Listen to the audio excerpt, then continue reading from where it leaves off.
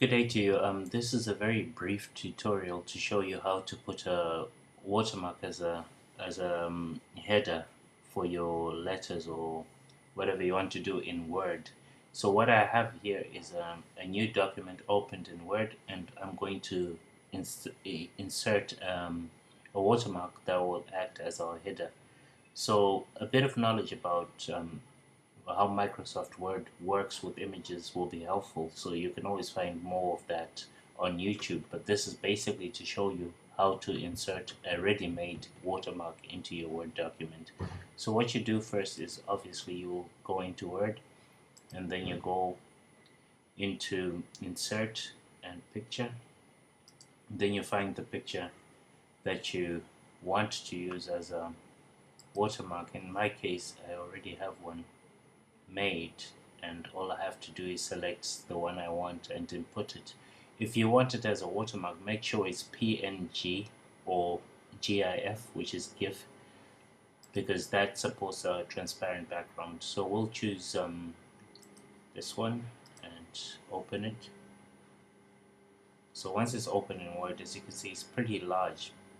So the first thing you want to do is double click, enable you to move the image around and also resize it to whatever you want to do. What you can also do is have it behind text if you can have texts over the image, but we'll deal with the type for this one. So I'll click OK, and then the next thing I'll do is I'm going to resize my image, and to do that I'm just dragging one corner, bring it up again into position, and just drag it until you get the size that you want. So about that size would work fine as a watermark, as a header I mean. So now you can move it into the position you want it to go into.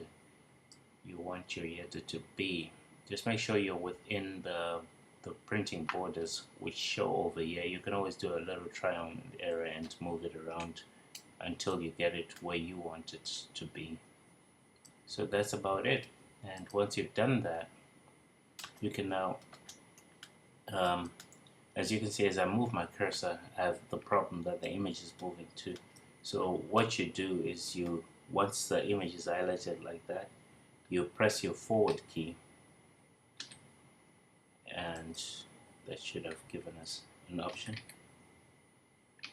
So right now I want to move my cursor lower, so let me just do some typing and see how that's working.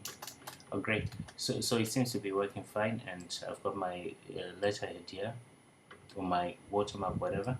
Let me just show you what happens if I move it over the text. If you can see, the text is skirting around it. So what I'll do is a simple editing here. I'll double click on the image again, and then I'll go behind text now, and I would like you to see what happens.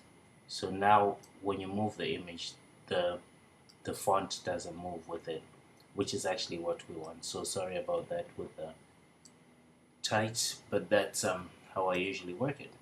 So that's about it. It's as simple as that, to have your image working as a watermark in Photoshop, and also as a header. Of course you can place the header wherever you want to place it. I just placed it on this side because that's where I would place my header. But you could place it to the left or right, or some people prefer the header to be in the center. Whichever case you choose to do, the method is still the same. So that's basically how you place a watermark into Word.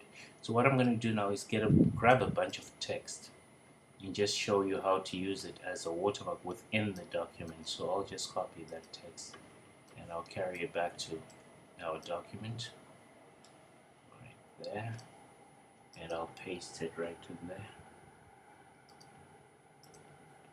So now we have a bunch of text, and I would like a watermark within the background of that.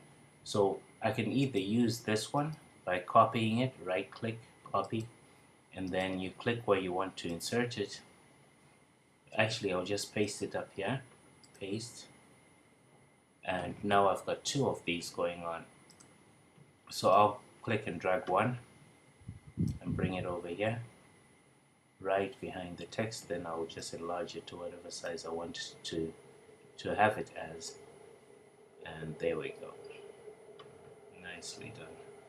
So it's important that if you're using an image, as you can see as I'm dragging it around within the text, click on a blank area so that you don't interfere with the text. For example, it will be hard to work on the image if you click within the text, it's not active. But if you click actually on the image, then you get these corners be highlighting, showing you that you can actually now drag the image around.